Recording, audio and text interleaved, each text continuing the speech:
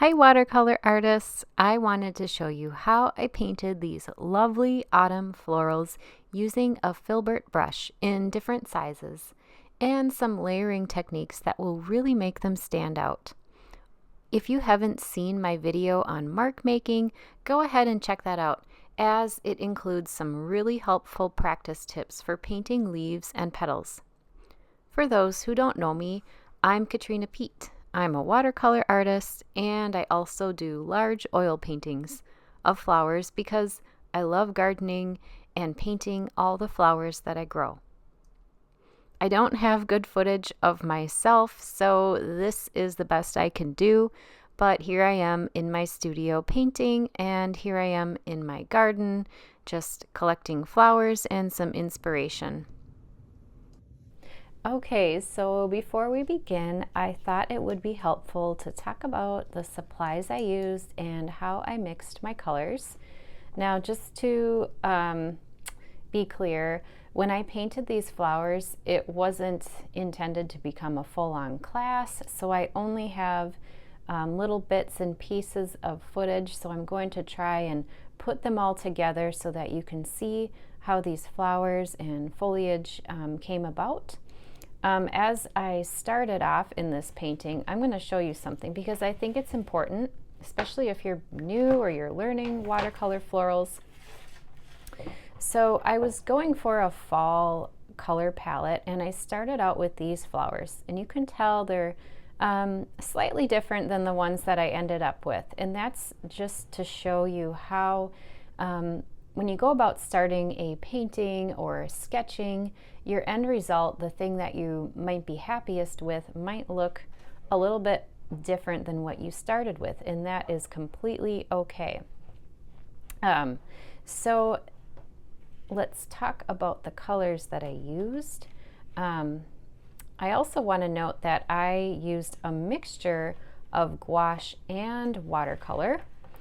And I don't always do that, but I did for these particular flowers because I wanted them to look a little bit less transparent, a little bit more chalky, I guess you could call it. And for those who aren't sure what gouache is, it's essentially a water mixable paint. It's very similar to watercolor, but it is much less transparent. It's opaque. If you use it when it's very thick, you can get almost opaque coverage, so you can completely cover the layer below it. So you can see here that I used a mixture of both. I do have some very transparent layers of my watercolor and gouache mixture, and that's just because I added more water to get these very dilute, lighter first layers. Now let's talk about the colors that I used. So you can see my palette here is quite dirty, but this was my fall color palette. I do have a fairly limited palette with watercolor and gouache because I think it helps to keep things more cohesive, but I used a yellow ochre, which is huge. I feel like yellow ochre is a really good one for fall because if you add it to a red, it tones it down. It gives it more of that rust color, like in some of these flowers here. You can add it to a green to make it more of an olive green. It's just a really versatile color for creating that nice autumn color palette. So for my reds, I used a mix of Alizarin Crimson, which is a watercolor tube that I have. I don't have it right here, but I mixed that with a bit of this yellow ochre to get some of these nice reds. And then for these yellows, I used yellow ochre mixed with a bit of, I believe it was called Indian yellow or Naples yellow, but it's a warm yellow watercolor, almost like a golden color. And then for these deeper plums, that was a mix of blue, like ultramarine blue, mixed with my alizarin crimson. And then I added a touch of burnt sienna, or you can try your yellow ochre too. I just wanted something that that would neutralize it a little bit. So if you think about the color wheel, when you have a blue, a red, and a yellow, when they all mix together, you're going to get a very neutral sort of gray color. And it can be dark, it can be light, it depends on how much water you add to it. But I wanted these to lean more plum, so that's why I used more red in the ratio, and you'll have to experiment with that. So mostly red, a little bit of blue, and a little bit of burnt sienna for those.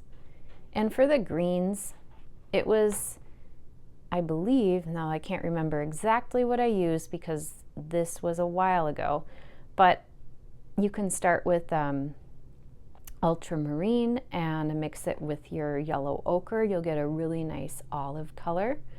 And I used quite a bit of water to dilute it a bit more. You can even add a bit of white gouache if you want it to be more chalky looking. So, but I stuck with those main simple colors: ultramarine, alizarin crimson, yellow ochre, and touches of burnt sienna to kind of darken things up a bit. And now let's get started on painting our first flower. I'm using a Filbert brush, and I've painted a little circle for the center, and I'm starting at the top petal, and I'm just pulling down, curving gently into that center. You can see if your Filbert is on the flat side, you'll get a wider petal shape, and if you turn it toward the side, you'll get a thinner shape. And I'm just sweeping it into that center, going around that center, very one petal at a time. I don't want them to all be the same shape, so you'll see some of my petals are thinner and thicker. This gives it a more natural look, and not every petal has to touch that center either. So at the top here, I've got a flower. The first layer is dry and it's very transparent and light, and now I'm going to go over with a thicker consistency, and I'm not covering every petal, I'm just giving some accents.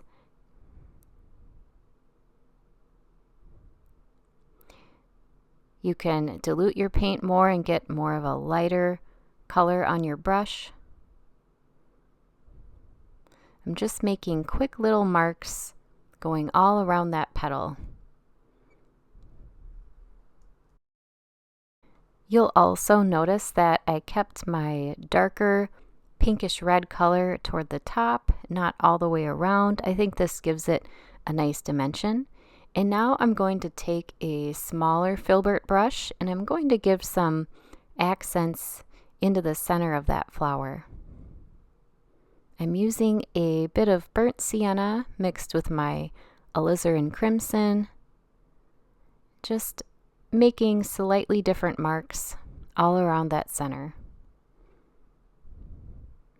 And I might even touch in a bit of that color into those petals just to give it some color harmony.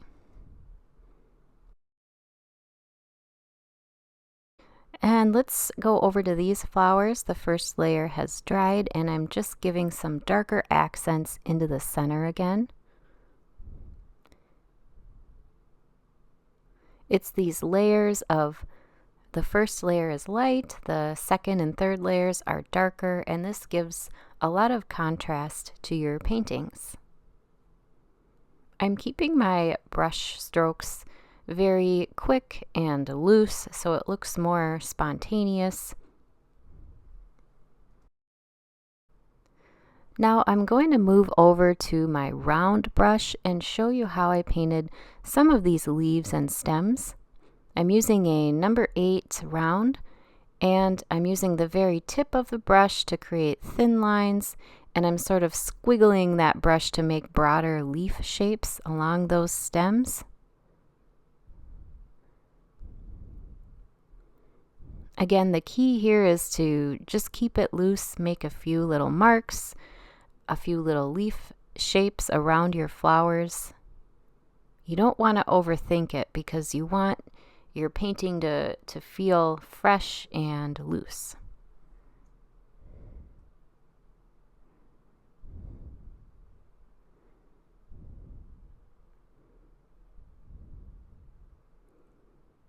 I'm darkening up that first layer by just adding some little bits of accents onto those leaves, giving them some dimension.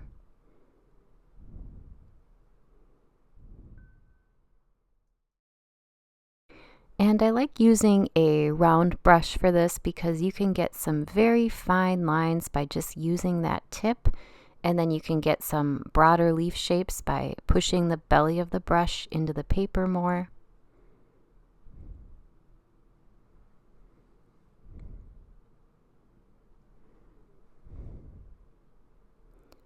And you can see here that not all of my leaves and stems are connecting to each other. I do leave some white space in between.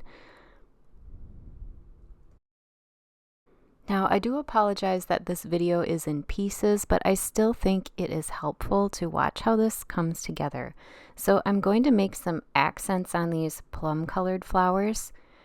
In general, when I'm making a collection for surface design projects, I create a pattern that has a big flower, a medium, and a small. So you can see I do my big flowers first, then I add a medium, and then I add these smaller purple accent flowers. These could be purple mums.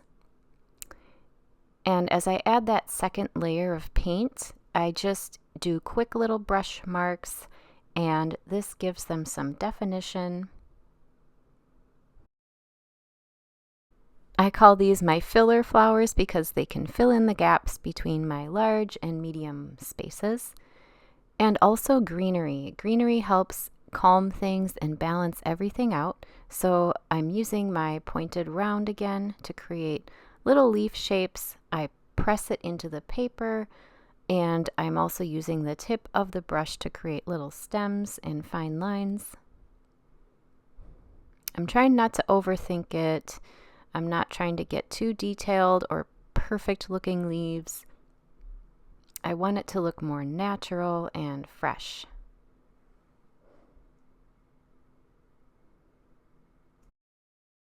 I also made some more rounded shaped leaves with a Filbert brush, and I'll show you how I did that in a second.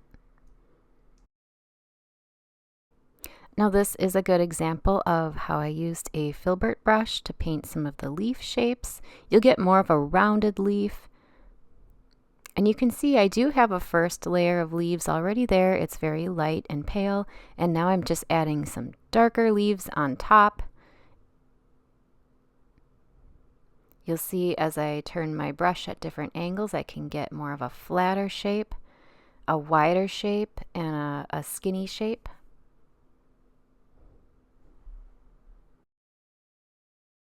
Now I'm going to work on this flower right here, adding some even deeper, richer browns. That second layer is still wet, so when I drop in that color, it bleeds a little bit. But where the paint is dry, I can add these nice crisp accents around that center.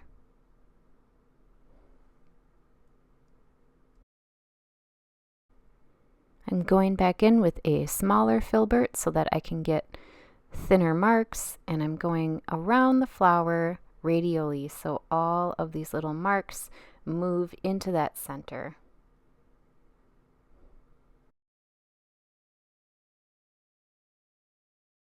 Using a filbert brush, I made quick little rounded leaf shapes, turning the brush to make different marks, filling in some gaps between the flowers too. Now I'm using a smaller filbert with my dark brown going all around the center of this flower. Now this only works when the first layer is dry, otherwise it will just bleed into that layer. But I think these little accents around the centers really give the flowers some nice punch. Using some yellow ochre, pretty thick mixture to give some accents along the petals. Turning my brush sideways to get thinner marks, flattening it out to get wider marks. Just quick little accents. I'm also looking at the overall picture and seeing where I can add some more contrast.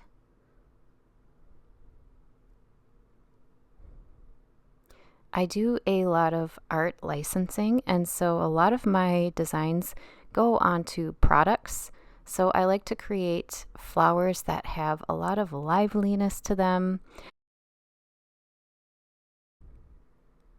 Now I'm going to add a little bit of definition to these centers, going with sort of an opaque layer of my yellow ochre, and then just putting in a few little transparent olive green leaves to fill in some more gaps.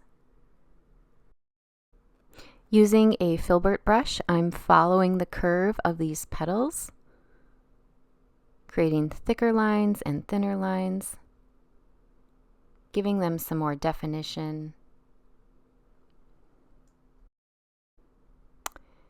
And now I'm going to add a bit of darker accents to these plum flowers at the very bottom.